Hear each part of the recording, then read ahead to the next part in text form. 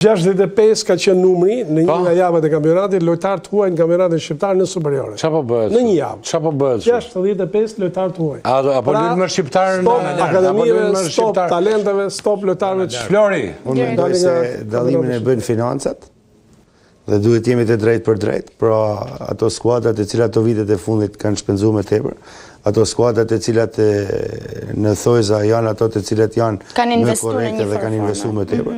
Nga që janë 10 skuadra, këtu ka humbë tradita dhe kuptohet humbë tradita kur s'ke lek.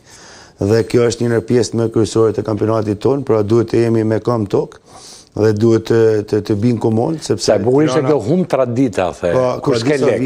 Dhe më thënë, qofse ti ke një tradit familjare që pret njerëzit, e përcjell, e bën darkat bukra, e bën festat bukra, kur s'ke lek humbë tradita. Ne thejmë Shkodër, kur se ke nanën në shtëpi, nuk ka kush të hap derën. Kështu që është një pjesë këtu ke Tirana të ashti se s'po di se kush po hap derën aty, nga ata sportistë, se gjysa nuk njohin njëri tjetrin.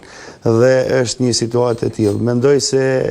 Mendoj se duhet të jemi koshient për atë që po ndodh dhe dhe jo me kot.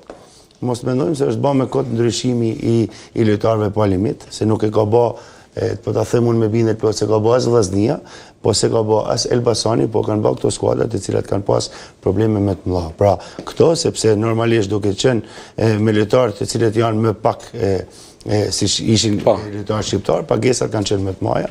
Duke pas lojtarë pa limit, ti ke mundësi të hapesh tregun dhe 6 lojtarë më të lirë dhe të futesh në xhirin e tyre. Pra kjo është të bëj një pyetje me që të kam studio dhe si shkodran i hershëm, duhet të bëj një pyetje, pse unë si tifoz Shkodran, pra çdo tifoz Shkodran, duhet besoj më fort që këtë kampionat do ta marr dhe do ta çoj kupën në Shkodër. Sepse ka shumë lojtarë në 5 arsye. Një në arsyet më kryesore, mendoj se kanë qenë financat më të mira se sa vitet e tjera, dhe e dyta ka lojtarë të cilët kanë shumë konkurrencë brenda ekipit. Pra, ka gati 2-3 lojtarë për rol. Vetëm mendosh një lojtar 6, sepse janë 3 lojtarë për një rol. Krymi, Dras dhe Sala për një vend si lozi në skuadër. Pra, ka një konkurrencë madhe. Dhe besoj si është edhe një pjesë e tjetër e cila të bën me besu ma tepër, sepse skuadrat e traditës, si shpërmendëm ma përpara, janë dobësu. Zhuba. Atëherë, qofse do referohemi logjikës që domethënë tregu në Shqipëri ka shumë prurje nga lojtarët e huaj, jam dakord, mund të ketë prurje, po kualiteti, cilësia e këtyre lojtarëve vlen për dëshiruar. Nuk ka nivel fare për sa i përket. Po shikoj sot Vllaznia me Partizanin, 20 minutat e parë kishte vetëm 2 luftime, nuk mund të quajë futboll. Humbej topin, nuk ishte një qarkullim topi, nuk ishte një vendosje saktë, domethënë që me një sy të stërvitur profesional e kupton direkt.